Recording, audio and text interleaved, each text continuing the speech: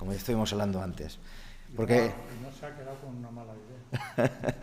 el teniente coronel de infantería ya retirado, don Antonio Manzano Lahoz, es doctor en Humanidades y Ciencias Sociales por su tesis Los símbolos de las tropas de la monarquía hispánica durante los siglos XVI y XVII. Es también experto universitario en museología militar y colaborador del Museo del Ejército. Además, ejerce como profesor de vexilología militar española y vocal de la Sociedad Española de Vexilología, de la que también tengo la fortuna de ser socio de esa misma sociedad. Entre otras distinciones y reconocimientos, ha recibido el Premio Armas y Cuerpos de la Academia General Militar en 2018. Desde hace más de 40 años viene estudiando las diferentes clases y variantes de símbolos militares del Ejército Español, desde su remota antigüedad hasta el presente, como prueban sus numerosos artículos, colaboraciones, comunicaciones y libros sobre banderas, estandartes, indumentaria, uniformes, distintivos y divisas. En la conferencia de hoy, Los símbolos del ejército de los Austrias, siglos XVI y XVII, nos viene a contar que el ser humano fue definido como un animal simbólico, pues vive rodeado de símbolos constantemente. Esta característica está presente desde los tiempos más remotos de la existencia de las sociedades en cualquier parte del mundo. Uno de los ámbitos en el que es mayor esta cantidad y que más pronto se desarrolla los símbolos fue en el ámbito de la guerra, en el ámbito de los guerreros, cuyo ejemplo, desde la antigüedad clásica, son los hoplitas griegos y las legiones romanas. Centrándonos en los orígenes del ejército permanente de la monarquía hispánica a principios del siglo XVI, observamos la general existencia de muy poderosos y variados símbolos de uso exclusivo. Una clasificación elemental los separa en símbolos personales y en símbolos colectivos. Aparte de la espada, de los primeros destacan los distintivos tácticos, nuestra aspa roja sobre el pecho, los de autoridad, como las fajas y las bandas rojas, las bengalas de los generales y los de mérito, como uno de los tipos de recompensa de los hechos más destacados que realiza un combatiente. De los segundos destacan por una parte las banderas de las compañías de infantería, los estandartes de la caballería y los guiones de los generales, por otra las banderas de las fortificaciones y finalmente la forma de vestir a lo militar y los uniformes exclusivos. Bueno, pues de todo esto que conforma la estética, que yo diría, de los tercios españoles, de los tercios de infantería de la monarquía hispánica, es de lo que nos va a hablar hoy don Antonio Manzano Lahoz. Antonio. Gracias, coronel. Gracias a todos ustedes por asistir, mi general. Pretendo a lo largo del rato transmitirles a ustedes la importancia de los símbolos que desde siempre ha pertenecido al mundo militar. Ernest Cassirer fue el que definió al hombre como un animal simbólico, porque desde la más remota antigüedad, y hay testimonios que se han fechado en 40.000, 50.000 años atrás, hay pinturas rupestres simbólicas mucho más antiguas que las pinturas rupestres figurativas. Y eso llama un poquito la atención. Y el caso es que, repitiendo la idea, esa necesidad que tiene el hombre de vivir rodeado de símbolos, y estoy seguro, ahora, aparte del uniforme, estoy viendo uno, otro, estamos rodeados de símbolos, hoy en día no ya para conducir, tatuajes, iconos, marcas, todo nos entra a través de una figura, de un algo que incluso a veces no tiene nada que ver con lo que nos representa. Pues este universo simbólico tiene dos grandes ámbitos de expresión, que son, ya lo hemos dicho, la vida espiritual y la actividad guerrera. Voy a tratar de ser muy sintético, porque, y no es por alardear del libro,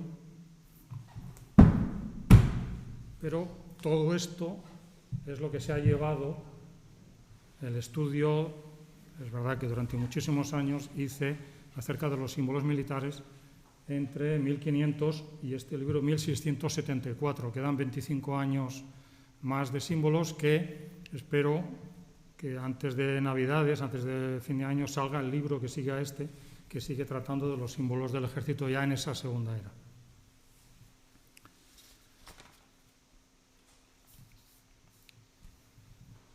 Puede llegar a sorprender en un cierto momento que en unos siglos XVI y XVII tan lejanos podamos llegar a encontrar al menos 13 tipos de símbolos militares prácticamente exclusivos, de algunos de los cuales se pueden encontrar de 2 a 4 variantes.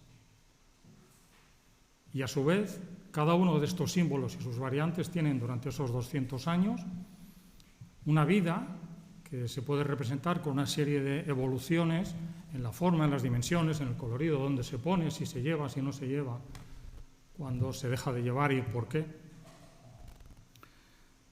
Y lo más sorprendente también es poder establecer entre aquellos símbolos, de aquellos 2 siglos, entre entonces y hoy hay una conexión prácticamente directa que no ha sido rota prácticamente.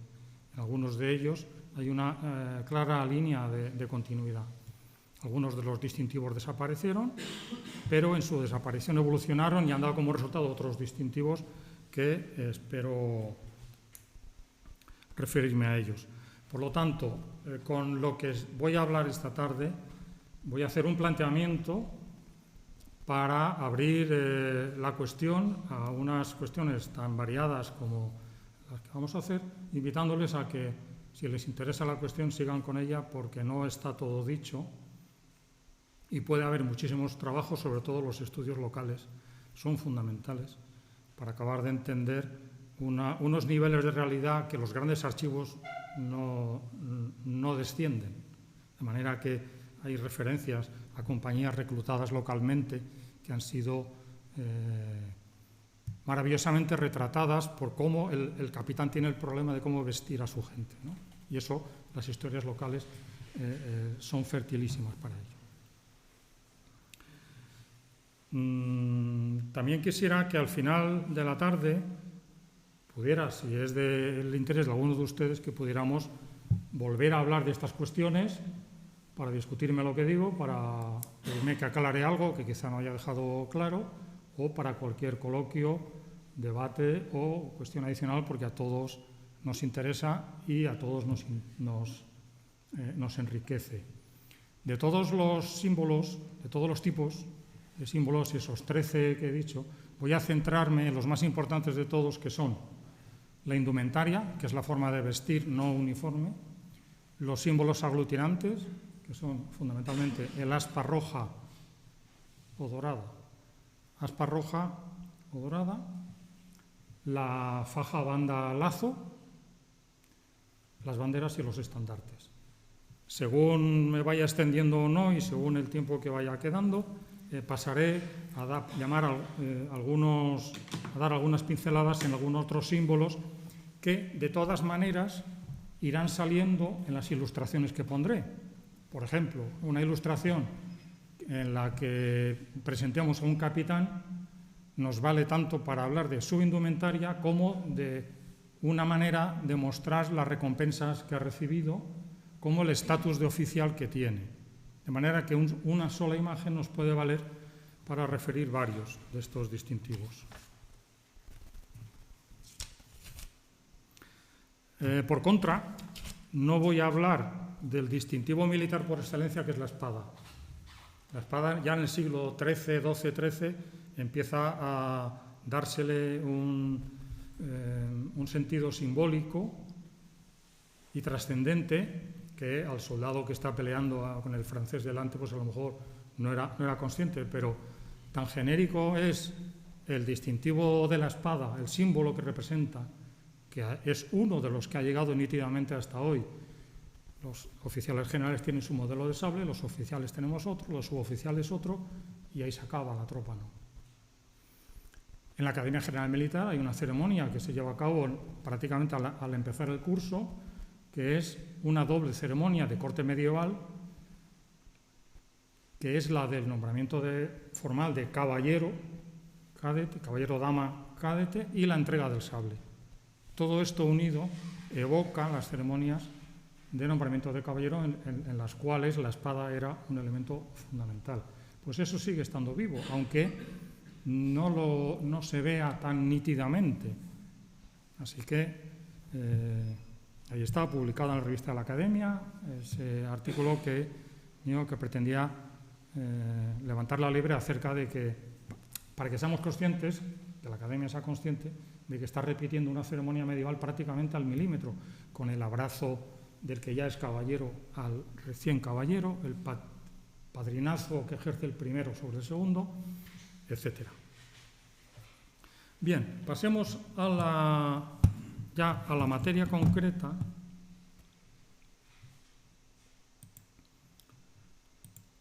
Voy a hacer una muestra, voy a dar unas explicaciones y me iré apoyando en diversas imágenes que irán recorriendo el tiempo de estos 2 siglos a los que vamos a referirnos. Iré hablando, llamando la atención sobre este aspecto o sobre otro, de manera que al final quede básicamente establecido lo que es importante acerca de, en este caso primero, de lo que voy a hablar, la indumentaria no uniforme, que es un símbolo. El coronel ya ha dicho que había una expresión entonces, y sale en la literatura popular y en la literatura de la época, que era vestir a lo militar. Vestir a lo militar era vestir de una manera sin prendas específicas militares, salvo la espada, que también era patrimonio de la nobleza, pero era una forma de vestir, vamos a llamarla estrafalaria, llamativa, la espada arrastrando la cantonera, grandes plumas en el sombrero, sombrero de ala ancha, lazos, dijes, agujetas, espuelas enormes, botas de montar, aunque si fuera de infantería, etc. Bien, pues todo eso expresa la mentalidad que establece el Renacimiento. El Renacimiento es la salida de los años oscuros de la Edad Media, después de un largo proceso de revitalización de la cultura, en la que pone el énfasis en el individuo. El individuo es lo más importante de todo. Y por lo tanto el individuo, quiere ser individual, y por lo tanto en la milicia se viste de una manera que con ello quiere llamar la atención de sus compañeros para que en la batalla se le vea, se le distinga y los demás le reconozcan que en la batalla se ha portado valerosamente y así todos le reconozcan como un individuo aguerrido, guerrero, famoso, que ha ganado fama. Daré alguna referencia. Sobre esta manera de vestir, indumentaria no uniforme, naturalmente que estaba sujeto a las modas en la manera de vestir. Aquí vendrá un especialista en moda y podrá referirse a la moda a la española, a la italiana, a la valona, a la tudesca, a lo lansquenete, a lo polaco, etc. Pues en aquellos 2 siglos, en una época más que en otra, más en el XVI que en el XVII, había una libertad completa entre yo, capitán español, me da y me visto de italiano, me visto a lo italiano. Aunque no esté en un tercio de italianos, aunque no esté en Italia, ¿por qué? Porque quiero hoy llamar la atención y quiero ser el foco de atención, no ya de los compañeros, sino por supuesto de las damas, a las cuales les encantaba, por cierto, y hay reseñas que lo expresan, que a las damas les encantaba ver a un mozo ir a lo militar. Por eso había jóvenes que se vestían a lo militar sin serlo. Y hay, por lo tanto, reproches de decir, ¿dónde va este que no ha conquistado Orán ni ha conquistado Bujía? No es nadie y se viste de soldado, ¿no? Quiere hacerse el bravo sin serlo. Bueno, pues de todo está bien. Por lo tanto, empezamos ya a dar referencias muy concretas. Estos deseos de vestir cada uno como quiere acaba cayéndose en la tentación de ir lo más elegante, llamativo, lujoso, espectacular.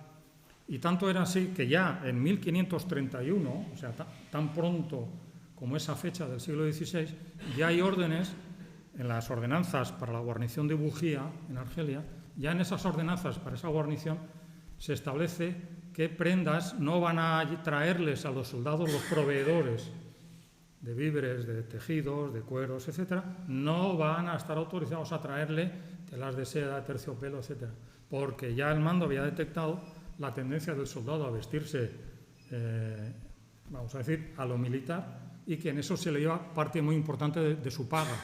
Y por lo tanto, esa prohibición y, por otra parte, la imposición a los proveedores para que trajeran telas de menor calidad, de menor precio, era para que el soldado pudiera dedicar su sueldo a alimentarse debidamente y al cuidado de sus armas, y que no les sobrara para dedicarlas al juego.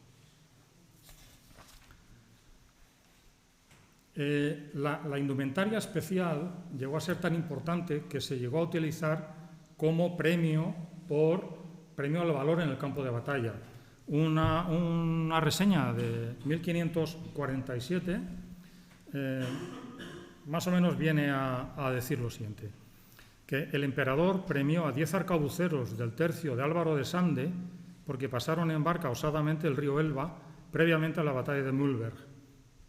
Los llamó a su presencia, les dio 10 ducados en mano a cada uno, una fortuna, y además les señaló en sus compañías, en las listas, crecidas ventajas, es decir, complemento en el sueldo ya hasta que se licenciara. O sea que ya hablamos de una manera de premiar, que es con subidas en el sueldo, que se conservaban en el tiempo, o una bolsa con un montón de monedas de oro.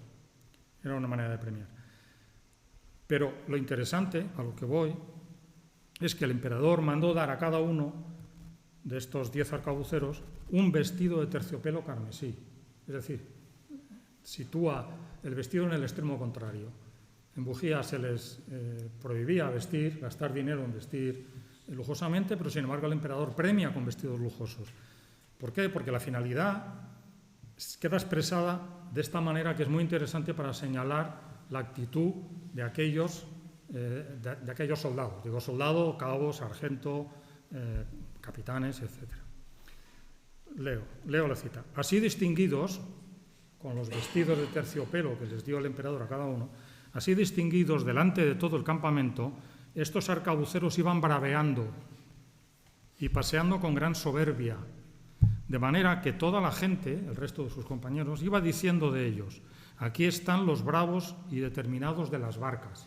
Es decir, la recompensa al valor era tal que te hacía ser reconocible por los demás. Eso, trasladado a los egos particulares, llevaba a que en una batalla victoriosa, en un asalto victorioso, en la captura de un convoy enemigo, primera o segunda preocupación, ropa, vestidos, ropa, y luego había el reparto. Y era el vestirse de nuevo. Los que hemos estado en maniobras, ¿cuánto nos ha durado bien el uniforme? Más o menos una semana. Más o menos. No sé si ahora son mejores los uniformes que los que llevábamos en mi tiempo, ¿no?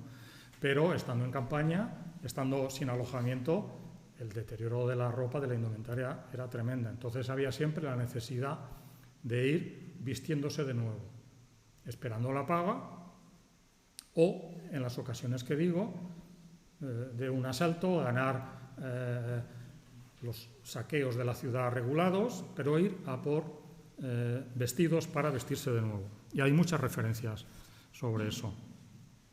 Esta actitud personal, de decir aquí estoy yo, quiero que me veáis en la batalla, fue la que Hernando Pizarro, en 1538, en los prolegómenos de la batalla de las Salinas, en Perú, envió una nota a Rodrigo Orgóñez, el jefe de los almagristas, diciéndole que sobre la armadura llevaría un juboncillo anaranjado y que le enviaba aquel aviso para que si él u otro le quisiese buscar, le hallase por las señas.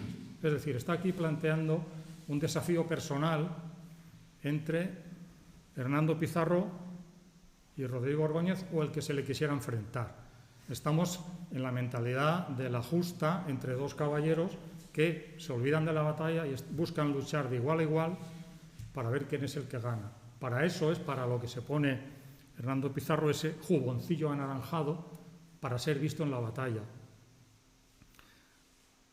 Sin embargo, lo contrario hizo Francisco de Carvajal previamente a la batalla de Guarina, en Bolivia, en 1547, que apareció, se preparó para la batalla justamente en el extremo contrario. Iba con una celada barnizada de negro. Sobre su armadura llevaba una ropilla, una especie de chaqueta, dice la crónica, muy astrosa, es decir, fea, vieja, desaliñada. Iba en un rocín común, es decir, en un caballo de los desechados. Es decir, como dice el cronista, parecía un soldado muy pobre, quiso ir desconocido. Seguramente estaba pensando en su futuro si le cogían prisionero y le identificaban, porque la primera seña en una batalla de quién era importante, capitán para arriba, era el lujo de la armadura y de las armas. Así fueron a capturar a Francisco I de Francia, que fue objetivo de los arcabuceros, hasta que él se declaró rey de Francia, como diciendo que no se rendía a cualquiera, ¿no? por el continente. De muy poco después, Gonzalo Pizarro, para la batalla de Jaquijaguana, también en Perú, 1548, iba todo lo contrario. Cota y coracina rica, sobre ropa de raso, de terciopelo amarillo, cubierta de chapas de oro, capacete dorado, puño y daga con empuñaduras de oro, caballo hermoso y robusto. Es decir, era todo un semáforo para quien quisiera ir a contender con él en persona. Incluso llegó a desarrollarse una teoría, estamos hablando tan pronto como 1562, algunos de los grandes teóricos que había, de los veteranos, que recomendaba a los capitanes que para ser mejor capitán, lo mejor era que vistiera de unos cuantos colores simbólicos. Ahora mismo no he sacado la cita, pero digamos rojo, azul, verde y blanco. Limitaba, ponía 4 colores como los idóneos para aquellos capitanes con ese impulso teatral que decía John Keegan, que eran teatreros, suena feo, teatral, parece que es más bonito, que luchaban delante en la primera fila de su escuadrón, eran los primeros que luchaban con su rodela, con su espada, con su alabarda, su pica. Incluso parecía que según con qué colores, y hemos visto, y hay muchas más citas, iba a dirigir, a dar mejor ejemplo a sus hombres que vistiendo con otros colores. Y por otra parte, cuando se trataba de potenciar la milicia, que la milicia era, vamos a decir así, las compañías de defensa territorial del reino, del interior del reino, para estimular a que la gente se alistara en las milicias, se les eximía de las restricciones que tenía la población civil sobre el vestir. Hay unas ordenanzas contra el lujo a todos los niveles, mandadas a América, sobre que no se lleven collares, los pendientes, las mujeres, los tejidos, etcétera, los puños, los lazos. Había toda una legislación, vamos a decir, de un rey paternalista que se hacía responsable hasta de las economías personales de la gente. Pues también a los civiles había que decirles, sobre todo a las señoras, que no se metan en gastos que los sueldos de sus maridos no pueden sufragar. Bien, pues a los que se alistaran en las milicias les eximían de las restricciones en el vestir y podían vestir libremente. Y hay una ordenanza muy interesante sobre la milicia de Valencia, que ahí es, como es larga, pues ahí se podrá encontrar, que detalla qué telas se autorizan a vestir, qué pedrería falsa, como los puños de las espadas, los estribos, las sillas de montar, que si terciopelo no, terciopelo sí, forros, gasas, sedas. Es muy interesante. Pero a lo que voy es que a la milicia, a los que se alistaran en la milicia, no a los tercios operativos, que ya vestían como querían, a la milicia se les facultaba a que vistieran como quisieran. Y otras, como poder llevar espada o daga, llevar coleto, no alojar gente en sus casas, etc. También, como hoy, en la corte, entonces era más en la corte, se registraba un rechazo a esa forma de vestir a lo militar.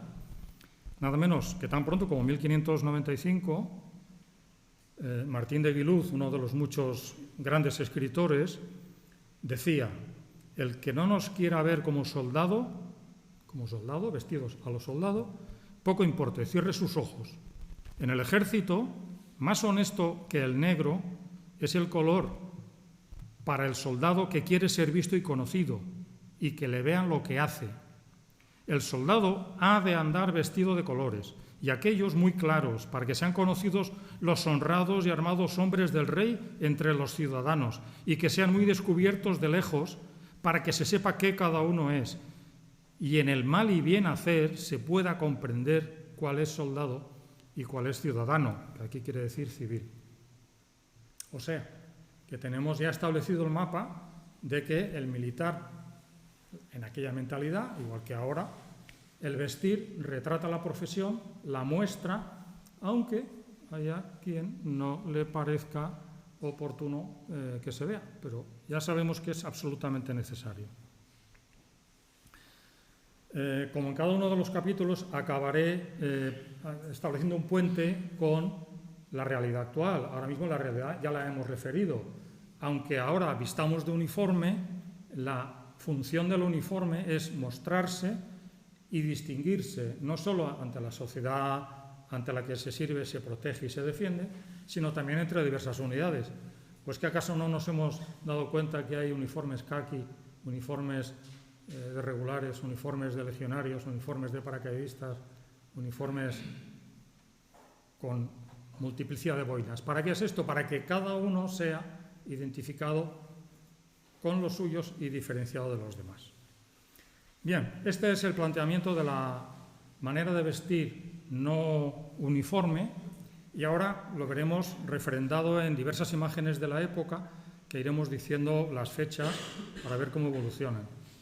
Esta composición es un álbum alemán, es un códice de trajes de labradores, de ganaderos, de nobles, etc., pero aquí muestra 4 aspectos diferentes que podríamos decir de una misma compañía. Digamos que este personaje es el capitán, hablando de una compañía de infantería, este personaje central, capitán. Ya hablaremos de este tipo peculiar de arma blanca, vamos a llamarla venablo. Vemos aquí un collar de oro, luego hablaremos. Aquí está su alférez, que es el que lleva la bandera. No siempre, porque tenía un soldado llamado abanderado, que era el que la transportaba. Y para las revistas y para la batalla, el alférez cogía la bandera para ondearla en la batalla. Salvo aquel alférez que decía: yo a pelear, que para eso estoy aquí. Entonces entregaba la bandera de su compañía al soldado abanderado y él salía con su capitán a la primera fila, espada en mano, ahí a batirse el cobre. Aquí tenemos un piquero con el coselete prácticamente completo, le faltarían los brazales. Estos son a la tudesca, hermanos. Y este es un arcabucero, le faltaría la horquilla, pero simplemente con esto también vemos que la diferente función táctica del puesto de combate ya genera tipos que pueden ser diferentes. El alférez no lleva la armadura, lleva esta especie como de capa de loriga. Estos dos llevan las mangas, por lo menos, por debajo, y el arcabucero no lleva nada, podría llevar un jubón de ante. Aquí tenemos un retrato de Tiziano que nos representa un personaje del que se cree que es Ferrante Gonzaga, gobernador de Milán, pero se han hecho varias atribuciones. Y simplemente el lujo que transmite este retrato, la textura de terciopelo, el oro empleado en los adornos, la joyería, la pedrería que lleva en el sombrero, todo es un lujo tremebundo. Y lo del color rojo no digamos, porque es el tinte más caro de todos los que había. Conseguir, digamos, en el proceso de obtención del tinte, para realizar el tinte en el color rojo encendido, era lo más complejo, y sin embargo el rojo se representaba mucho. Aquí le vemos armado con una medio pica, que también es el arma que tenía a su disposición el capitán, y también, por lo tanto, el maestre de campo en tanto que capitán de su compañía. Este es otro personaje distinto, es por comparar cómo cambia todo. Bueno, estos gredescos, estos calzones tan exagerados, aquí la borgoñota, en el otro caso también había una borgoñota, pero muy fastuosa, con una cimera, unas plumas, y aquí un coselete, le faltan las protecciones de las caderas, no parece que tenga mucho lujo, pero aquí va adecuadamente o bastante aproximado a cómo se presentaría para la batalla un capitán. Le faltaría la rodela, la espada, la daga y antes pues la alabarda, la pica, etc. Otro personaje distinto, también se fecha alrededor de 1600, del cual hay que comentar que ¿cómo se diga? Gorguera, gola, eso, como era desmontable, yo nunca lo he creído, como aparece en alguna película, que se fuera a la batalla con este incordio en el cuello, sino que se llevaría pues la celada, la borgoñota, el tipo de casco que él hubiera elegido. Aquí vemos, por otra parte, una de las maneras de recompensa. La recompensa no era tanto el símbolo, sino que era el ingreso en las órdenes militares. Incluso cuando se acometió en el siglo XVII una profunda reflexión sobre cuáles eran los premios más adecuados para las tropas, se llegó a codificar cuándo se debía otorgar, conceder el ingreso como caballero en una de las órdenes a quien fuera veterano. Y un teórico decía 6 años de guerra viva, otro decía 8 años de guerra viva, etc. Y también se trabajó en la codificación de cuándo lo que se debía dar era no el ingreso, sino dentro de una orden, una encomienda, lo cual quiere decir que a ese individuo no solo se le hacía el honor, que era para lo que quedaba, sino que además se le hacía receptor de unas rentas que le irían muy bien a su bolsillo. Vemos su espada, su daga con los puños dorados. Aquí tenemos de nuevo una escena de batallas en las que vemos varios tipos, no porque quisieran vestir diferentes, sino porque la función les hacía ir distinto. Aquí a la derecha tenemos un piquero, los soldados más privilegiados en cuanto al honor, eran los de élite, diríamos. Aquí un mosquetero con su horquilla, su sarta de cargas. Aquí el paje, el criado, con el fardo. Aquí la esposa de alguien, cantinera, cocinera, acompañaba a las tropas. Y aquí a la izquierda 3 tipos de caballería. El hombre de armas, medieval, todavía con la lanza, que era dificilísima la instrucción, armados también con pistolas pequeñas.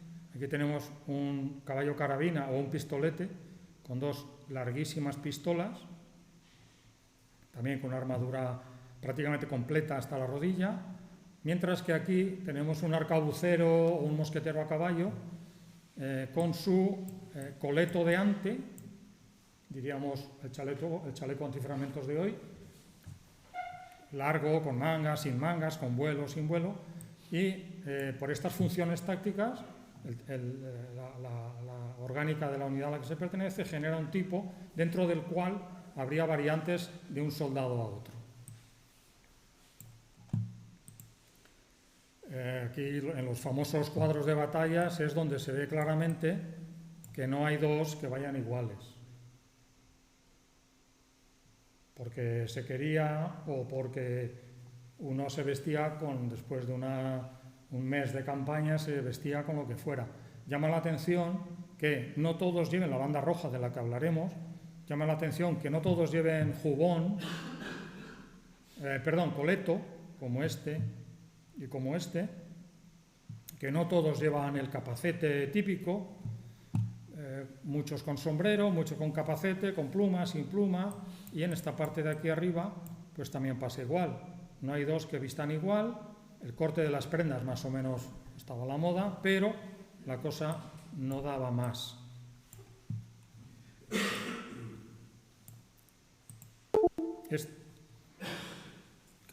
fundido? No.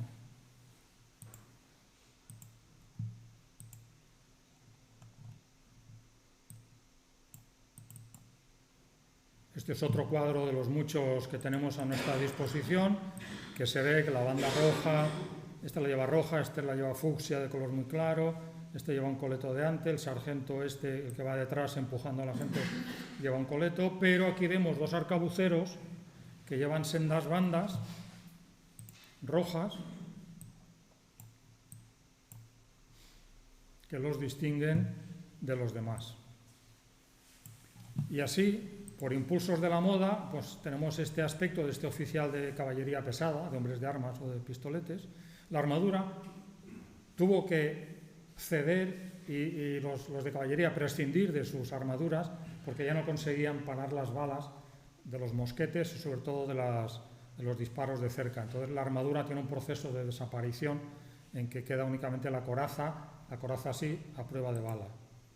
Este es el famoso Tiburcio de Redín, con una biografía absolutamente interesante, aquí con sus pistolas, una faja, un tabardo chaquetón, el coleto de ante, unas enormes botas de caballería, unas espuelas tremendas, y no habría otro como él.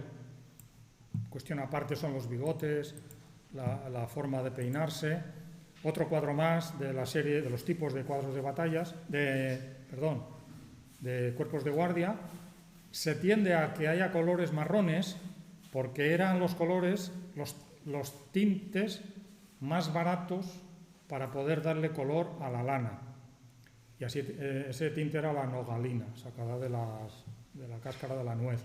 Por eso hay tantas representaciones de ropa que viene a ser de color marrón, aunque en diferentes tonos y con diferentes variantes. Este sería el prototipo de recién vestido cuando entra en filas, cuando pide, ante su falta de ropa, o cuando el reclutador le dice tú vas mal vestido, que le den a este ropa nueva y luego se le cobra, naturalmente. Este es el coleto, sí, el coleto de ante, este es el jubón. Y aquí vemos el piquero con su coraza, la protección de las caderas, la bandolera para la espada.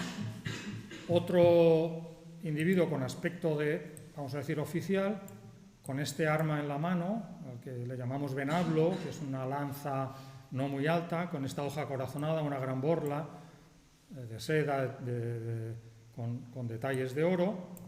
Aquí muestra ser caballero de Santiago y es interesante fijarse en esta cadena que le cruza el pecho porque es una de las recompensas que se codificaron.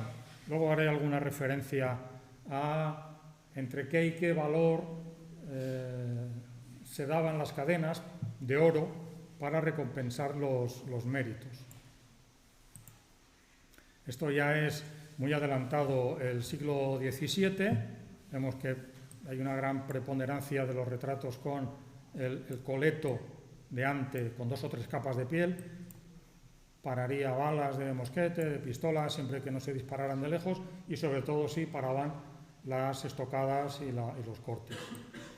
Aquí adelantamos una manera de llevar la faja muy ancha, muy alta en la cintura, con grandes lazadas detrás, y también uno de los distintivos es la bengala, que es el distintivo del mando supremo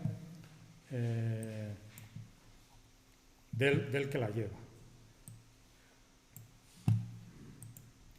Y aquí tenemos, comparando con el anterior, este Juan José de Austria, digamos en uniforme, no, en indumentaria de campaña, más discreto, y aquí en una indumentaria de parada en la que todo parece que está exageradamente bordado con hilos de plata, incluso el coleto, las calzas, las puntillas del segundo par de medias, la faja bordada, la coraza con adornos de oro, etc. Bien, hay más. Sin embargo, no deberíamos caer en la tentación de calificar como que en esta compañía había uniformidad, había una uniformidad sui generis para la mentalidad de entonces, que era con que se lleve el coleto, con que los que tengan que llevar la faja la lleven, y la espada, y bastaba. De hecho, en las primeras órdenes sobre uniformar de verdad las tropas, se le daba únicamente el jubón y las medias. Con eso se conseguía la uniformidad que se pretendía. Esta es una compañía recién vestida, aparentemente, pero no deja de haber medias rojas por aquí, medias verdes por aquí en el alférez, el sargento recorriendo las filas, poniéndole orden, vestido muy diferente de los piqueros y arcabuceros, etc. Y con esto se acaba la parte de la indumentaria. Tanta variedad en la forma de vestir hacía necesarios unos símbolos aglutinantes. El símbolo aglutinante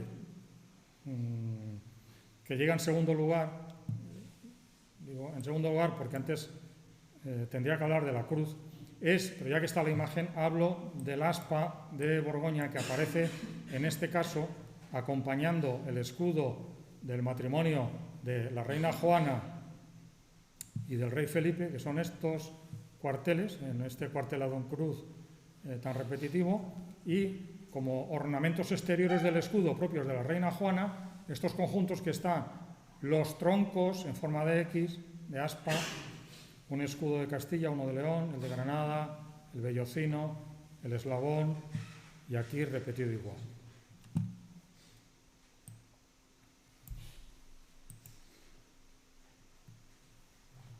Dejo así muy de pasada hablar de la cruz, no del aspa, de la cruz, que es el símbolo anterior, porque volveremos a él cuando hablemos de las banderas.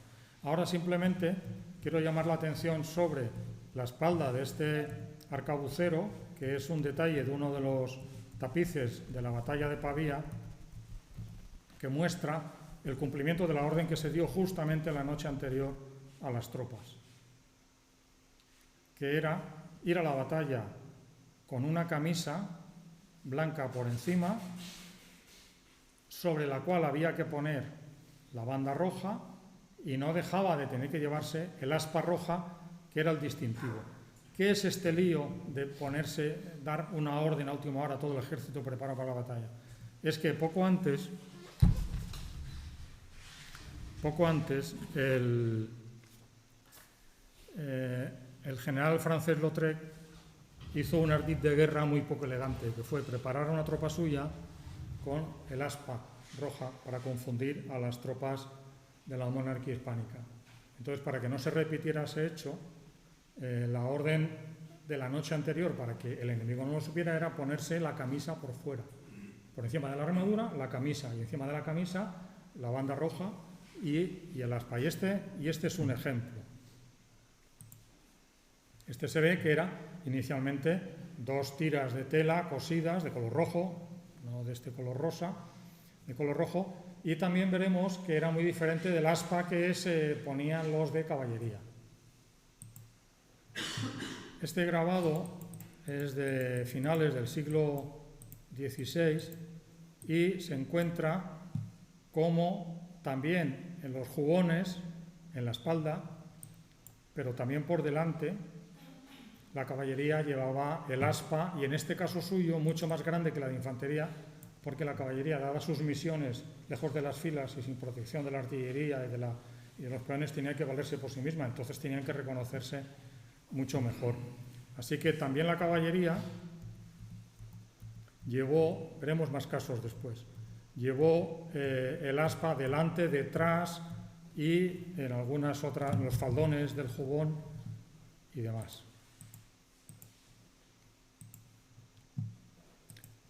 El otro distintivo aglutinante es el que se hace necesario ante este batiburrillo de soldados que van vestidos muy parecidos, porque tan distintos y tan variados iban las tropas de la monarquía hispánica como las francesas enemigas. Para eso hacía falta establecer unos distintivos. Ya hemos hablado del aspa roja, y aquí vemos también se ve mejor en el de arriba a la derecha que también la banda roja se llevaba por encima. ¿Cómo es que había aspa roja y banda roja? Las ordenanzas, muchas ordenanzas, reiteradas a lo largo de los decenios, señalaban que el aspa roja tenía que llevarse sobre la ropa, llamando ropa al jubón, el coleto. Y, lógicamente, al ponerse el coselete, al ponerse la armadura tapaba ese aspa. Por lo tanto, la banda era lo que debían ponerse los que vestían con armadura para seguir siendo reconocibles del bando de la monarquía hispánica. Naturalmente, en todo esto, en un ejército tan complejo, tan complicado, tan grande, con tantas acciones y tantas campañas, las ordenanzas se emitían, se cumplían o no se cumplían, como por ejemplo se llegó a registrar el que a los oficiales no les daba la gana ponerse en su ropa el aspa roja. ¿Y por qué? Podríamos pensar, no, bueno, es que como visten con más lujo, suben hablos, ya, pero los capitanes también podían acabar en la ruina, perderlo todo en una retirada, seguir sin cobrar durante un año y podían acabar apareciendo un estado tan lamentable como el de sus soldados. Pero sin embargo, la actitud de los capitanes era: yo no me pongo el aspa porque, como una de las finalidades del aspa es combatir la deserción, si me la pongo es porque estoy reconociendo que yo podría caer en la tentación de la deserción. Por lo tanto, ahí establecemos los niveles de incumplimiento que tienen también consecuencias acerca de la interpretación del honor personal, acerca de las órdenes de uniformarse, de ponerse cosas. Con los uniformes pasará exactamente lo mismo. Bien, esta es la interpretación de Frundsberg, el jefe de los mercenarios alemanes, como otra manera que se ve en los tapices de Pavía, de cumplimentar la orden dada la noche anterior de ponerse una camisa o un trozo de lienzo encima y encima la banda de color rojo. Y a partir de aquí podríamos poner casos y casos, retratos y empezar a poner maneras de llevar la banda, llevarla en sentido contrario, y deberíamos llamarla barra, como faja banda, como faja barra y como lazo, que son todas las maneras que había de llevarla. Este en concreto pues lleva la banda de una manera convencional, hombro derecho, y la lazada en la cadera izquierda, y aquí se le ve el remate. Bien, aquí vemos este otro personaje que lleva la banda anudada en sentido contrario, del hombro izquierdo a la cadera derecha, una diferencia, y la otra en que la lazada aparece en el hombro. También veremos casos en que la lazada puede llevarse hasta la exageración.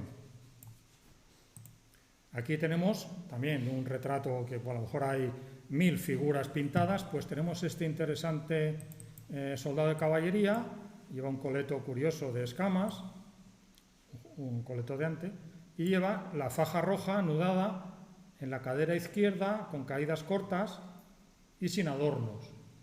Digo estos detalles de dónde se pone el lazo, si las caídas son largas o cortas, si van adornadas o no, porque resulta que este es otro ejemplo, contra la definición de que cada uno hacía lo que creía conveniente, resulta que eso no es tan cierto, sino que los capitanes en sus compañías decidían cómo había que llevar la faja, el distintivo rojo: faja, banda, barra, lazo, faja, banda, faja, barra, etc. Aquí tenemos otro ejemplo en que este que está delante, por combatir delante lo suponemos capitán, el alférez estaría llevando la bandera entre las filas, porque la bandera en el combate en infantería no se ponía delante. Y aquí tenemos a la izquierda el que probablemente sea sargento, que lleva coraza, y si no, cabo. Los demás no se ve que lleven el distintivo. Y en esta compañía de caballería, fechada 1604, pasa lo mismo. Aquí tenemos el capitán que va adelante, con una banda anudada en el hombro derecho, la banda cayendo hacia la izquierda, al hombro derecho, unas enormes caídas que bajan más atrás de la cintura y unas grandes puntillas o flecos o madroños o lo que sea de adorno, prácticamente siempre de hilo de oro, también de hilo de plata. Por otra parte, aquí esta primera fila de jinetes podemos identificar la escuadra del capitán, de oficiales y sargentos reformados, de voluntarios, aventureros, etc. Y aquí empieza las filas de la compañía, porque aquí está el estandarte, en el centro de la primera fila. Y aquí vemos la faja con la caidita tan corta que lleva este jinete, que seguramente es porque es cabo, y por eso está en una de las esquinas, para mantener el escuadrón, la compañía bien. Y otro ejemplo de las enormes variedades que había en la forma de llevar la banda roja es este retrato de 1623 de Felipe IV, en que combina la banda de color rojo con un recorrido que la hace pasar por la cintura. Esto es lo que llamamos fajabanda, no se nos ocurrió otro nombre, como fajabarra en sentido contrario, y unas caídas muy largas y idóneas para poner ahí hilos bordados, adornos, flecos, puntillas y demás. Esta es una banda muy interesante de Francisco Hurtado de Mendoza, de 1623, en que este personaje famoso llevaba bordada su banda. Hay una crónica, o sea, esto no es fantasía del pintor, hay una crónica, un relato que se refiere a esta banda bordada. Y aquí la tenemos llena de símbolos. Una corona abierta, una cinta con el lema Buena Guía, que era el de su linaje, unas ramas, no he sabido lo que es estas ramas vegetales, pero sí vemos que aquí hay una estrella de 8 puntas, un ancla, y alrededor, aquí se ve que esto es una A. Sí. Ahí pone Buena Guía, que era el lema del linaje de este personaje, de manera que él mandó a hacerse una banda en la que dijera quién era, porque él no puede ser igual que cualquier otro duque, marqués, grande o no grande de España, cualquier otro maestre de campo. Este ancla es porque era almirante de Aragón. En fin, hay muchos porqués, como por ejemplo esta banda, que es la que se conserva en el Museo del Ejército, y aquí también vemos los bordados de la estrella de 5 puntas con la F del duque de Feria, la estrella con la F, la estrella con la F, y aquí una corona con 2 ramas de palma entrecruzadas, que se repiten en la armadura. Es decir, estamos repitiendo los símbolos personales allí donde nos plazca. A fin de cuentas era una decisión personal. Un distintivo interesante, que no quiere decir que por pequeño fuera de soldado, porque hasta Felipe II se retrató llevando brazaletes. El distintivo rojo, reducido a un brazalete en el brazo, casi siempre es el izquierdo, bastaba y sobraba. Bien, pues entra dentro de las variantes que decía al principio sobre cómo llevar el distintivo. Esta es el cardenal infante, victorioso en Norlingen, 1634, con su banda, un tono un poco carmesí, claro, y llena de bordados, anudada en la cadera izquierda y con grandes caídas a la espalda y derrochando hilo de oro a más no poder. Pero también hemos de caer en que, dado que los tintes se sacaban de diversos procedimientos de la naturaleza, podía haber una variabilidad enorme entre los tonos del rojo. Hoy en día se fijan de hecho los colores, pero en aquellos siglos tan válida podía ser esta banda granate, diríamos hoy, como la roja más luminosa, más cereza, sin que cayera en el naranja, porque el naranja ya era de los rebeldes holandeses, ¿no? Este es otro ejemplo muy interesante de una banda con adornos personales de que sería con el bastón, con la bengala, mejor dicho. Esto es la bengala y este yelmo de caballería, pues sería comisario general de una tropa de caballería, alguien muy importante. Y otra variedad de colores podría generar este tono rosáceo, púrpura claro, que, según otros historiadores, Palau, Mireski, Boeri, asignan como característico de las tropas destacadas en Flandes. Pero como mera deducción a partir de las fuentes, no porque se hubiera ordenado que fuera así, lo cual sería de imposible cumplimiento. Y ya, para acabar, un último ejemplo de la forma de llevarla, en este caso la barra, digo barra por similitud con la heráldica. Es un neologismo. Aquí tenemos este retrato de este caballero, de este oficial, que seguro que es un capitán por lo menos, fechado en 1670, en que lleva la banda curiosamente enroscada sobre sí misma, haciendo pliegues y cayendo a la izquierda con un flequito de plata. Muy bien. Como vemos, soluciones muchas. Transcurrimos 2 siglos de ejércitos enormes, tercios de italianos, tercios con nombre italiano pero de tropas españolas, oficiales, aventureros, voluntarios, cambios de destacamento, reforma de unidades, batallas, recomposición, disolución y unos servicios logísticos que no siempre alcanzaban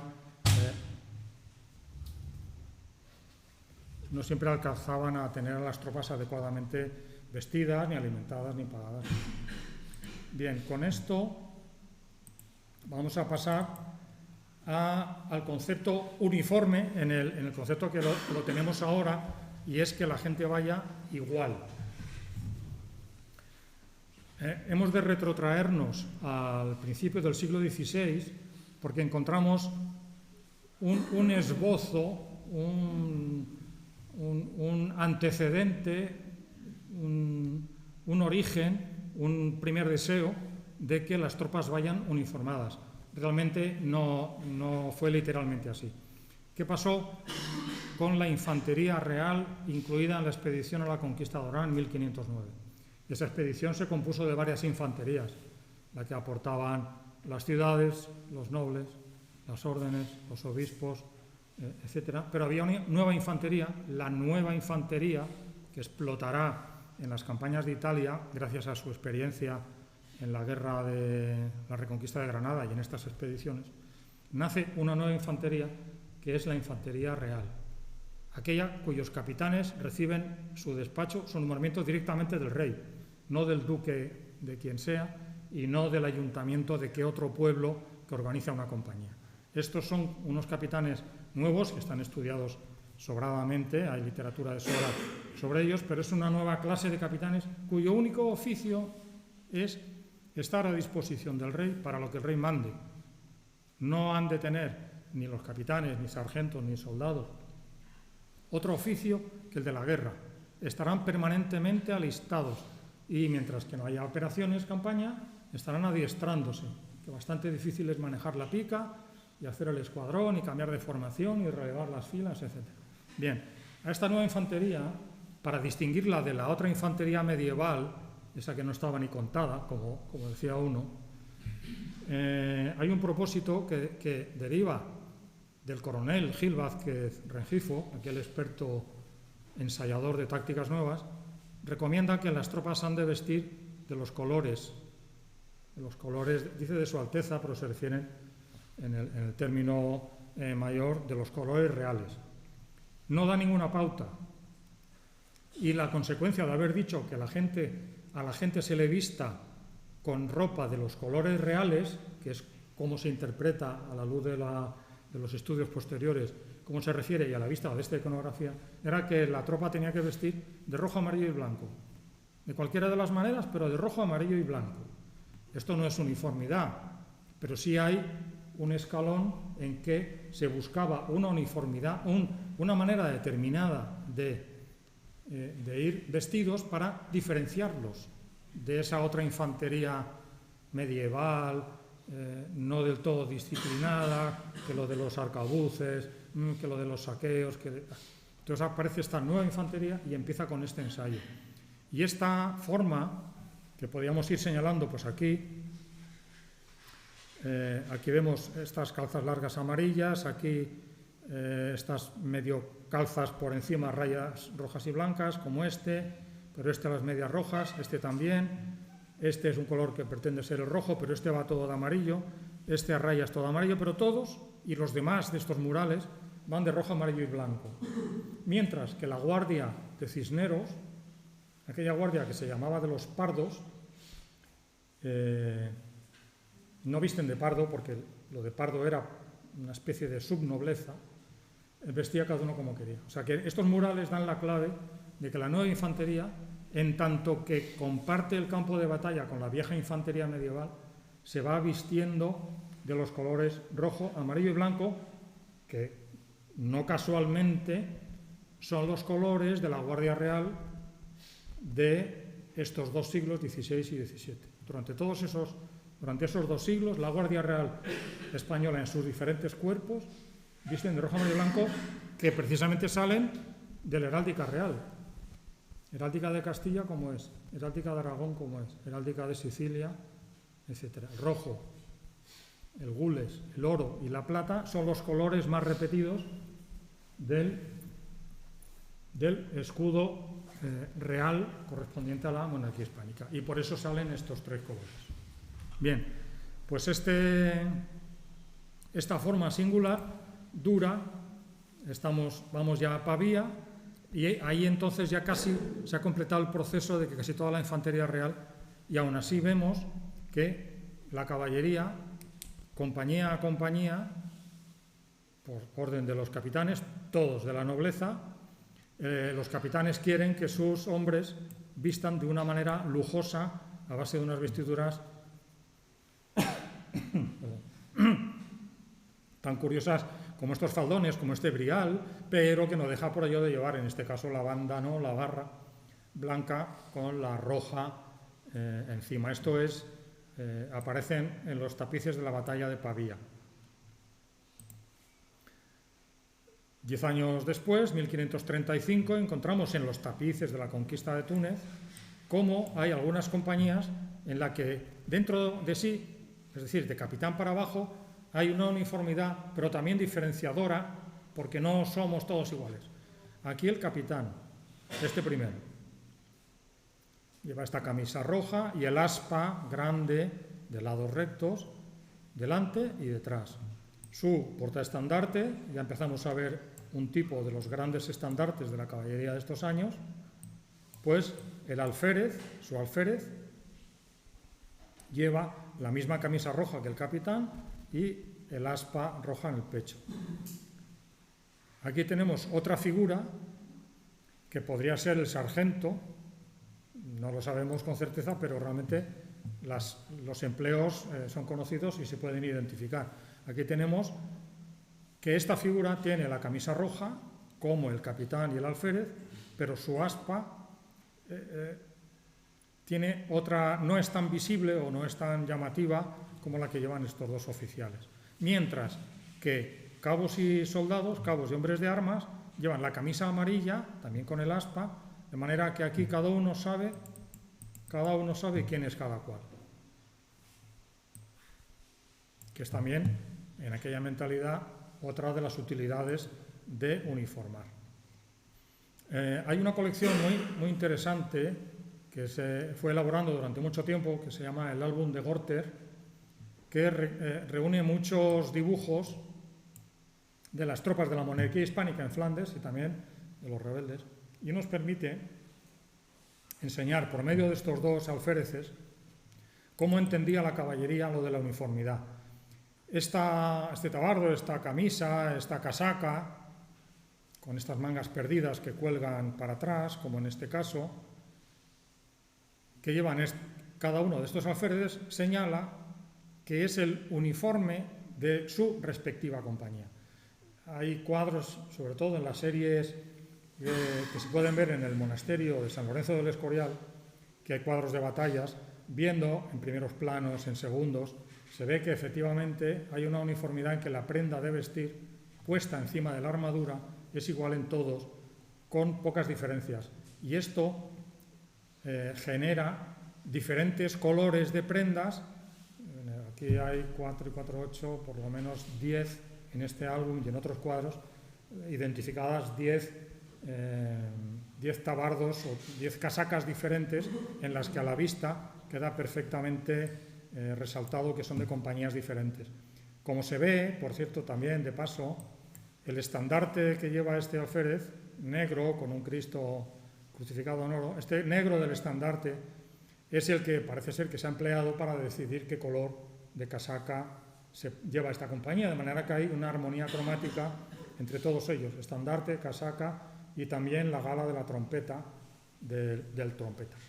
Mientras que este estandarte verde y esta casaca verde sugiere que son la misma armonía cromática que repetiría la respectiva compañía. Este es otro de los ejemplos de esta casaca que se ponía por encima de la armadura, y también sirve para mostrar que el aspa, al estilo de los troncos, al estilo de troncos, porque también hay que decir que se registra la conversión del aspa de lados rectos, lisos, a aspa de troncos en la expedición contra los rebeldes de Flandes. Es ahí cuando empiezan las banderas a aparecer los troncos con los nudos al estilo de la, vamos a decir, genuina aspa de Borgoña. Yo me refiero a ella como aspa roja, más que como aspa de Borgoña, porque Borgoña era un territorio que acabó perdiéndose. Aspa de San Andrés no, porque San Andrés no era objeto de la devoción, ni siquiera Santiago.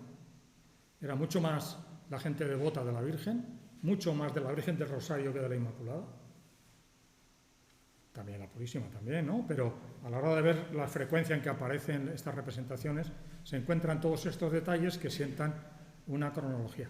Pero bueno, volviendo aquí, encontramos que el aspa se la ponían en caballería en el pecho, por supuesto en la espalda, y en los faldones un aspa a cada uno de los lados.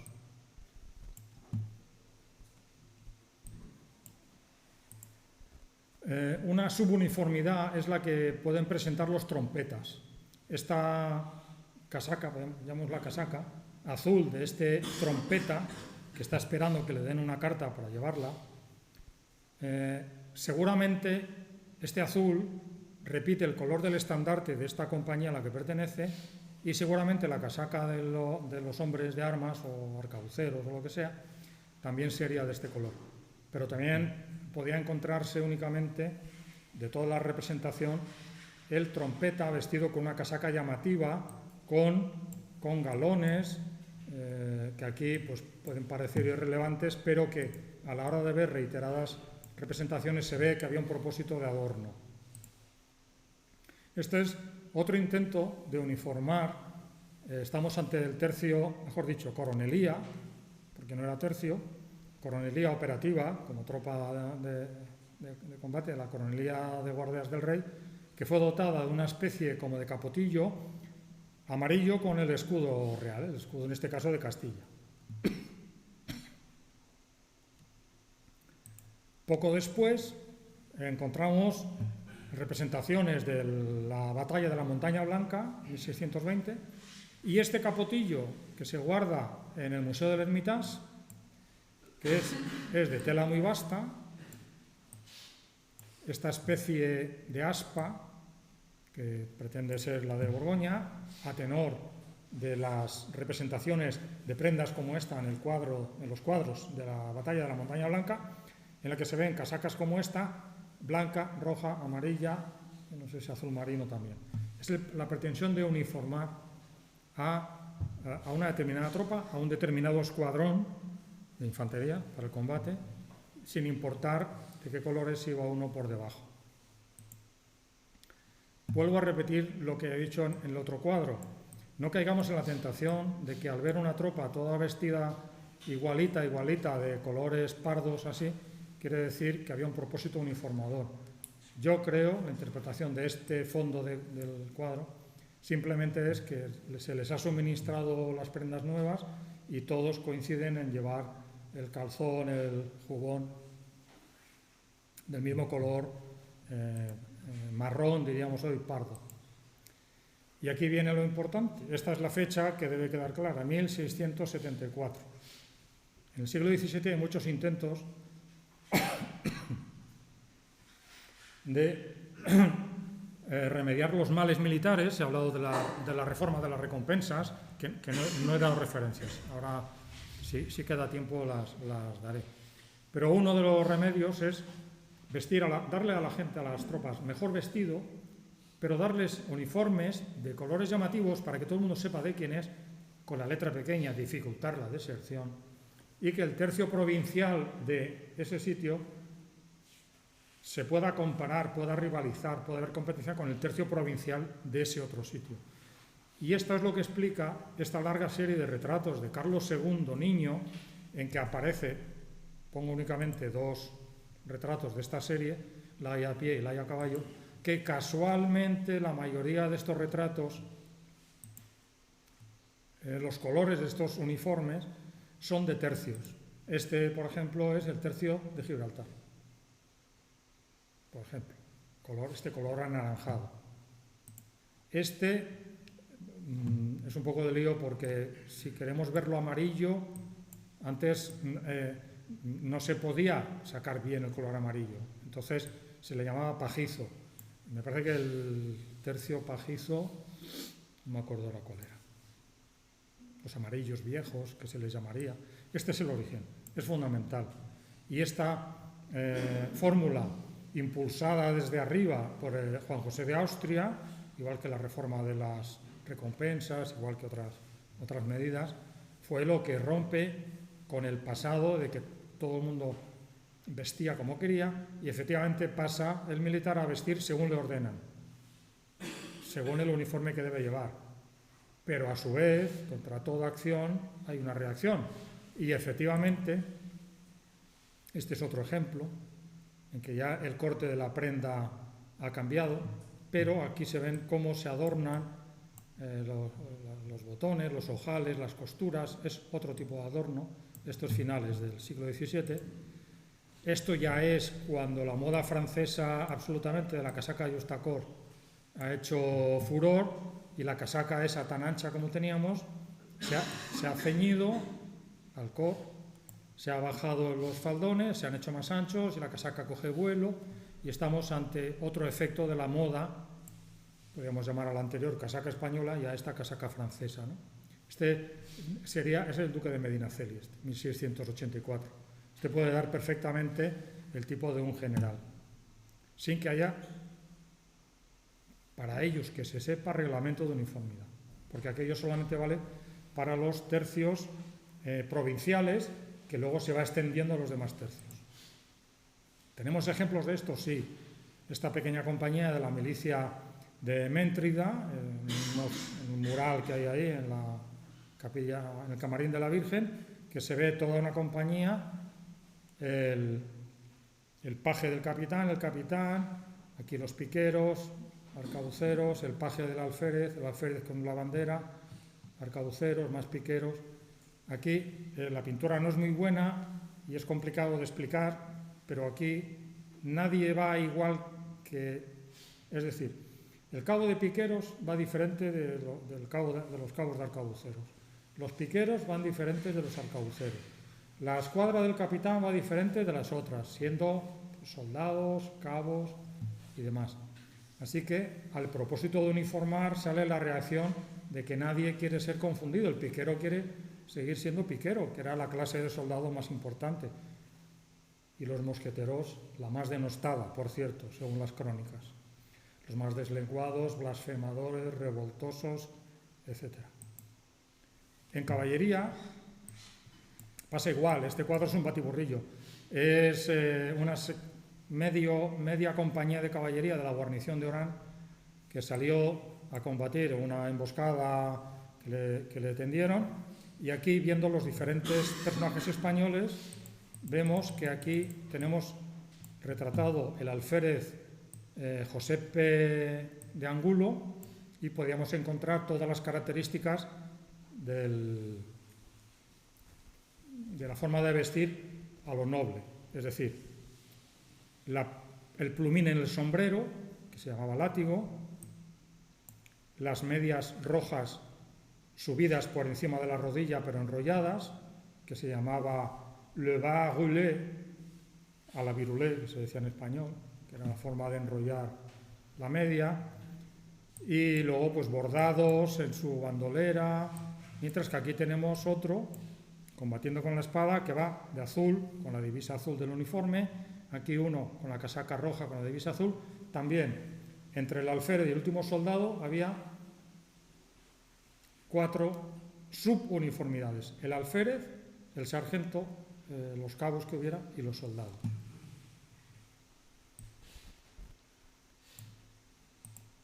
Y ya, como ejemplo, la moda se va extendiendo por toda Europa, y la uniformidad, no solo sin salirse de los colores se hacen variaciones, sino, por ejemplo, teniendo en cuenta la uniformidad de este regimiento alemán, que nos vale, tenemos que hay 3 colores de uniformes dentro de un mismo regimiento, en este caso un regimiento alemán, el de Sajonia-Coburgo, ¿no?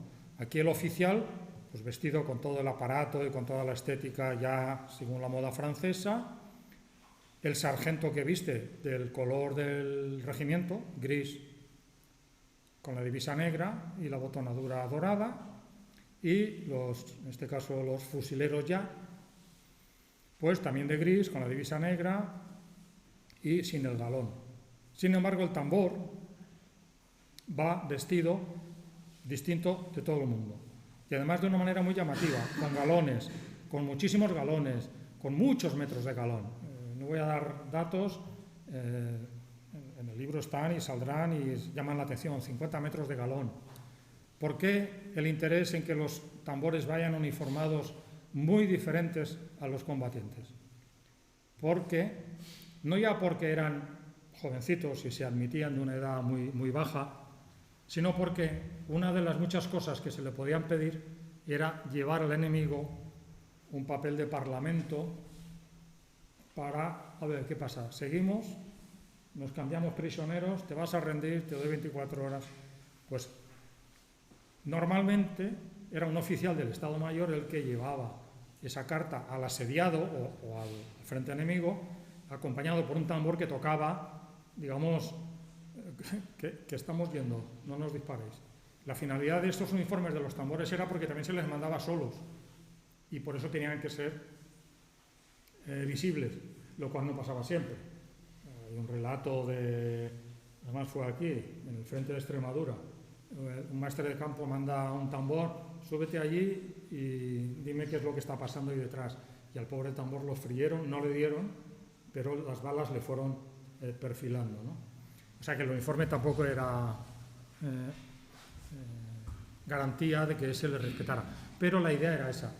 Y a partir de este formato ya se pasa a desarrollar en todo el siglo XVIII, llega hasta la Guerra de la Independencia y demás, en la que cada regimiento tiene su uniforme, que es el título de mi siguiente libro, que saldrá pues estas semanas, y si no ya el año que viene. Sé que es muy tarde, yo no sé. ¿Puedo parar aquí? O podemos pasar al coloquio si alguien tiene interés en plantear algo, o directamente levantamos la sesión. Y yo podría seguir aburriéndoles otra hora más, no sé si es interés. Iba a hacer unas lecturas, sí, sobre No hablo de bandera, no hablo de estandarte. Sobre las recompensas. Sí, Antonio, tenemos hasta las 9. Quedan 15 minutos que pueden ser para completar lo que quieras o para preguntas. Entonces, lo siento, voy a seguir castigándoles con las banderas porque las banderas, igual que hoy, son el símbolo más importante que tenemos, ¿no? No ya los militares, sino la nación. Bien, con las banderas voy a ser rapidísimo. Las banderas tienen una evolución muy interesante, documentada en muchos de sus aspectos, forma, dimensiones, colorido. Voy a hacer un repaso rápido de cómo fueron, con alguna original que se ha conservado de muy pronto, primeros años del siglo XVI, está restaurada, está muy viejita, cuyo colorido realmente es este, ¿no? Esta es una bandera heráldica, también de grandes dimensiones, 2,5 metros por 2,80, se conserva muy viejecita, pero hemos podido encontrar sus colores, que es el escudo municipal de Carmona, bandera correspondiente a su milicia, lógicamente. Esta es la bandera el tipo de bandera, o sea, blanca con la cruz roja, de la que en el exterior se decía que era la típica de las tropas, vamos a decir, decían españolas. Porque durante la Reconquista se vistió a veces a las tropas de blanco y a veces se les hizo llevar una cruz roja, cruz, encima. De manera que esta bandera es la típica, a falta de mejores fuentes, pero es verdad que la encontramos en la campaña de Orán. Habíamos hablado que en aquella campaña de Orán fueron tropas reales y tropas reclutadas al estilo medieval. Es en esas donde se encuentran las banderas heráldicas como las banderas clásicas que podía corresponder a las tropas, los peones de la Santa Hermandad, que sabemos que vestían de blanco y llevaban una cruz roja. Es interesante porque se ha conservado el escudo, no la tela, el escudo recortado de la bandera que fue la bandera principal de la conquista de Orán, la del cardenal Cisneros, 1509. Esta es la pieza original, recortada, insisto, pintada en la tela, pero recortada porque la tela debió quedar desintegrada y se ha trasladado a un paño con poca fortuna porque el paño no podía tener estos lados.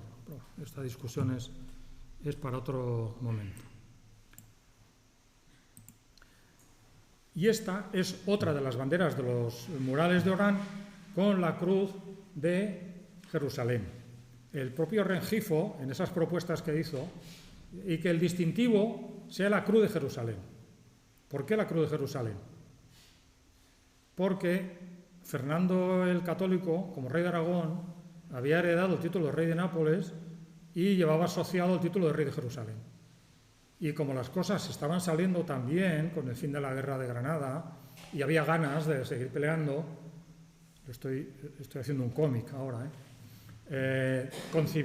planeaba ir avanzando por el norte de África hasta llegar a Egipto, saltando, pues eso, Melilla, etcétera, y reconquistar Tierra Santa. Y entonces, como esta parecía que era el primer paso de una campaña, se decidió, seguramente el rey decidiría, o Rengifo, o el cardenal Cisneros, eso nos falta el dato, que el distintivo sería no la cruz recta sencilla, sino la cruz de Jerusalén. Y bajo este formato hay banderas de diverso colorido, de manera que la cruz potenzada, pero con diverso colorido.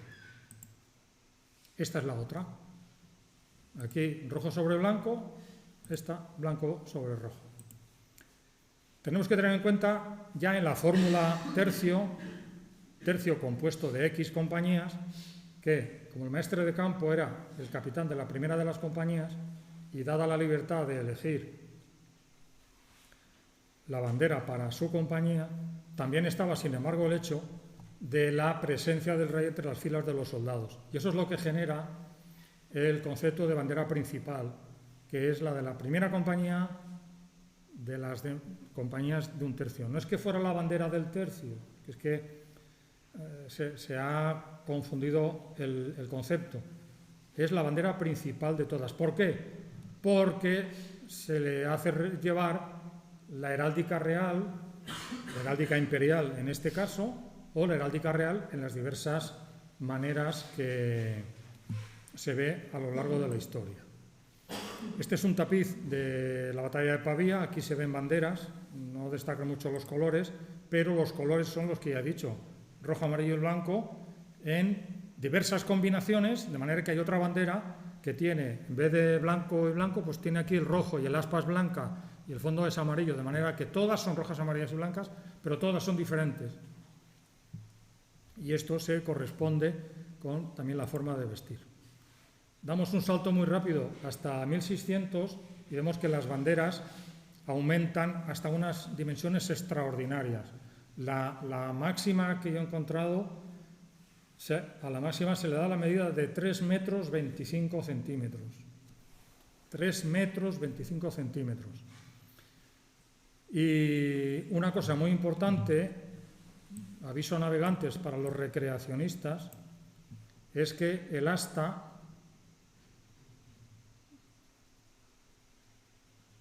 ¿se me entiende? El asta no rebasa el tamaño, lo que puede coger la mano. Es verdad que esas banderas pesaban muy poco, a diferencia de algunas réplicas o reconstrucciones que se hacen ahora, que son de tela de sábana muy pesadas. Estas banderas pesan muy poco, son de seda muy fina, y se pueden ondear sin necesidad de astas largas hasta el suelo.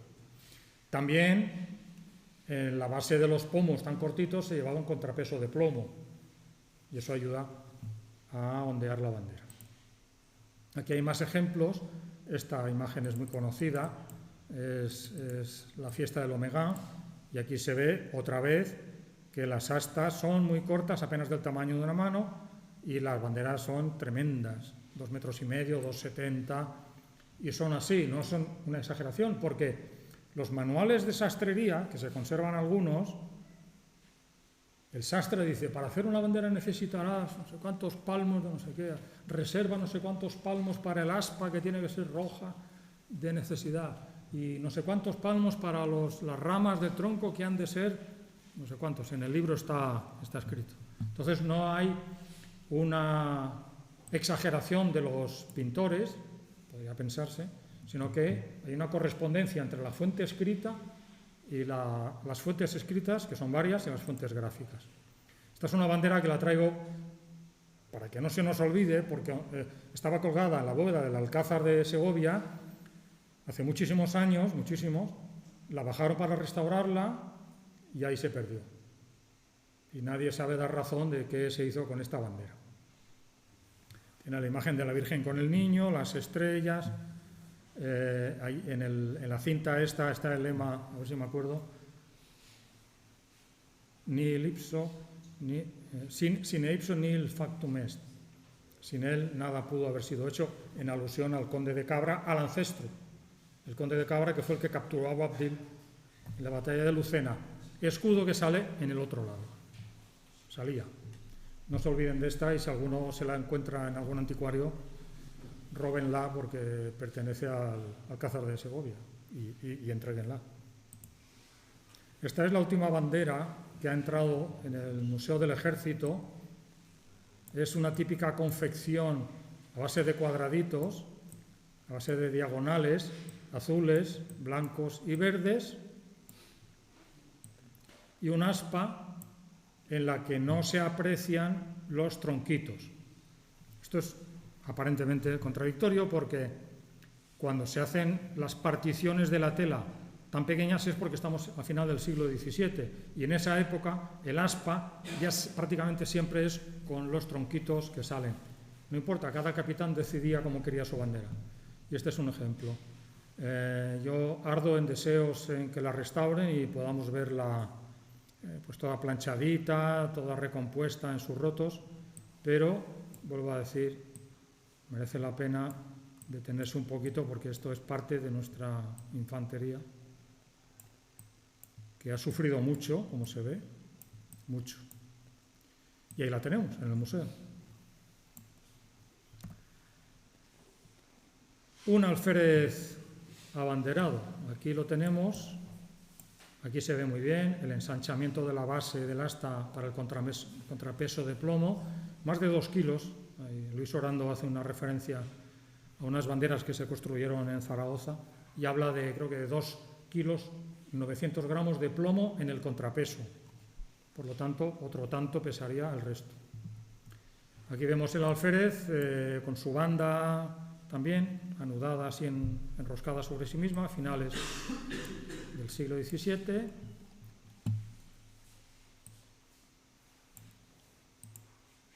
Y una bandera principal de tropas imperiales al servicio de la monarquía hispánica. Otra bandera viejita del Museo del Ejército. Esta ya acabó el proceso de restauración y su vista en colores, digamos, plenos es esta. Y otra bandera más que se le ofreció al Museo del Ejército, está en manos particulares, la han guardado, la familia la ha guardado pues 3 siglos más, pero el museo no pudo reunir los dineros para pagar lo que pedían por ella. Así que aquí hemos de dejar esto, su dibujo en colores vivos es esto. Y ya, es verdad, ya seguro para acabar, estandartes. Este estandarte es el de la tropa de Pedro Maldonado Pimentel, se guarda en la Catedral de Salamanca, en la capilla de los Maldonado Pimentel. Está ahí restaurado con su lanza, que es rarísimo que se conserve el asta de un estandarte. El Códice Azcatitlán con enseñas principales. En la crónica de la conquista de México se habla de los del Espíritu Santo. Los del Espíritu Santo han vencido en no sé qué momento. Este es el estandarte. Este es el tipo de estandarte típico de la caballería. Este es el álbum del inventario iluminado, fechado en 1535. Los estandartes típicos de la caballería en este tiempo no ponen las armas imperiales. O sea que esto simplemente que nos sirva de referencia para la estructura del estandarte. Un estandarte mediano del libro del Sarto italiano, un caballero de Calatrava, o capitán que seguramente su padre y algún abuelo fueron caballeros. Este estandarte se guarda en el Museo del Ejército. Hay que olvidarse de este león añadido, de este cuadro y de una cosa que tiene aquí. Se puede fechar hacia 1600 aproximadamente, mide 1,11 de alto por 1,43 de largo. Esto lo hemos visto ya. Este es el último hallazgo de este verano pasado, que fui a ver estos estandartes que se guardan dos se guardan en un castillo de la montaña de Lérida, del linaje del barón de Albi, y es un estandarte por los dos lados. En este lado, la imagen de devoción del capitán, la Inmaculada, bien, puede ser la Virgen del Rosario, Cristo, San José, quien fuera, típicamente la Virgen María y Cristo crucificado, mucho más la Virgen María. En este lado, y en este, las armas de los linajes de este, vamos a llamar capitán o comisario general. Estos son los linajes catalanes, no me acuerdo, Mur, este es Cardona, no me acuerdo.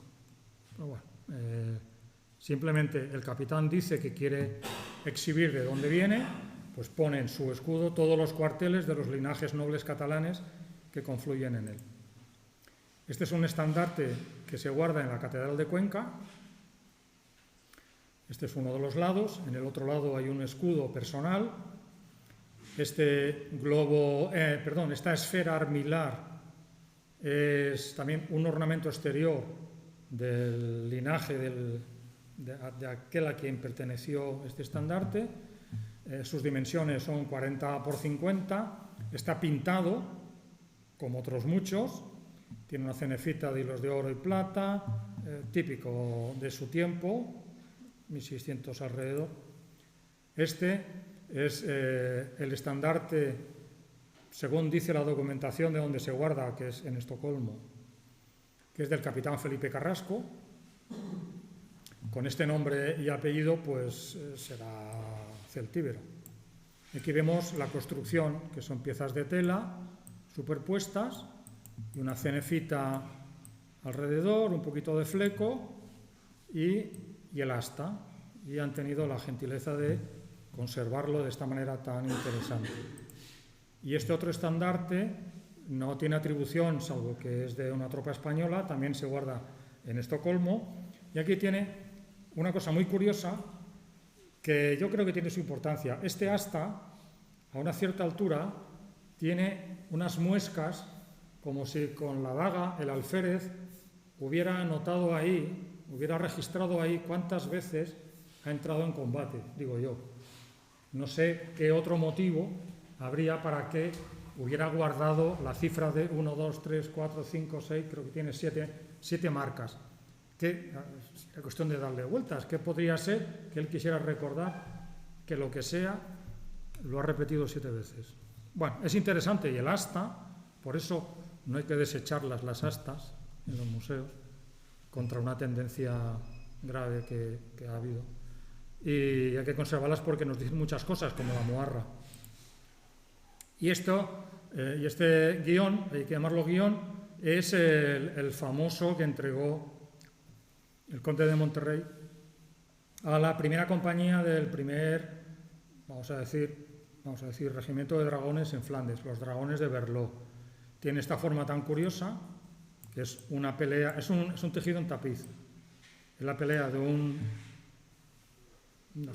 guerrero mítico contra otro armado con armadura. Aquí huye un caballo, un campamento. Se ha interpretado de muchas maneras que no creo que merezca la pena presentar aquí. El lema de Quousque pedesque ut fortuna feret se puede traducir que el soldado que combate tanto a pie como a caballo tenga fortuna en el combate, lógicamente. Y este es el otro lado, que es de color blanco, con las armas del conde de Monterrey y una serie de cifras y jeroglíficos. Y ya está, las armas del conde de Monterrey, que fue el gobernador, el capitán general. Y tengo que parar, así que el coronel me ha recordado una cosa que le pedí yo, que era que trajera el guión del regimiento, cosa que agradezco, porque en contra de lo que he anunciado, que es que todos los símbolos de los que estoy hablando tienen prácticamente todos una conexión con los que hay ahora, incluso con los tiempos tras los que hay que conceder una medalla, la medalla de puesto del rey, es el precedente de la orden de San Hermenegildo.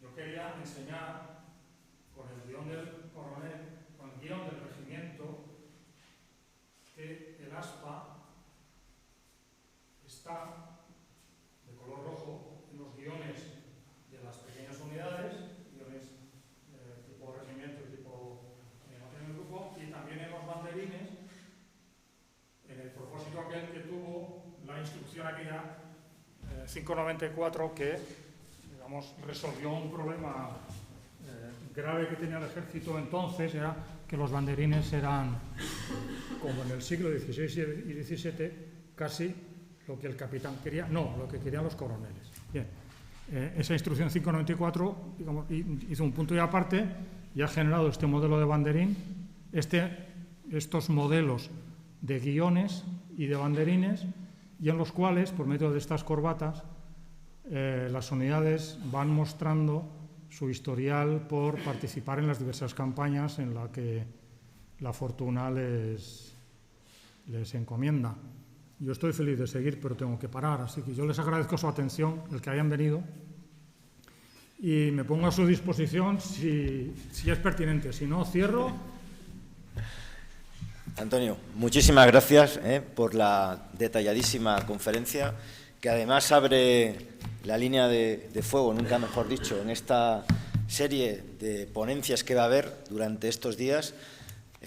Las siguientes conferencias, cuando hablen de una campaña o hablen de tal tercio o cómo funcionaban y operaban, pues ya podemos ponerle qué llevaban, cómo eran esos soldados, cómo los veía el adversario y cómo se veían a ellos mismos gracias a la interesantísima conferencia que hoy don Antonio Manzano Laoz, desde mi punto de vista, el mayor experto que tenemos en España y yo diría a nivel mundial en este tipo de tema y que ha dedicado toda una vida, nos ha puesto hoy aquí. Así que muchísimas gracias, Antonio, por aceptar la invitación a venir, no nos has defraudado y ahora nuestro presidente te va a dar un recuerdo de tu asistencia aquí. Bueno, yo me siento muy honrado de haber venido a la tierra de mis padres. Mis ancestros son extremeños, procedemos de Castuera y no tengo por qué repetir que Extremadura es una tierra de brava gente, de conquistadores de medio mundo, lo cual basta para que sea un motivo para venir aquí. Gracias por su atención.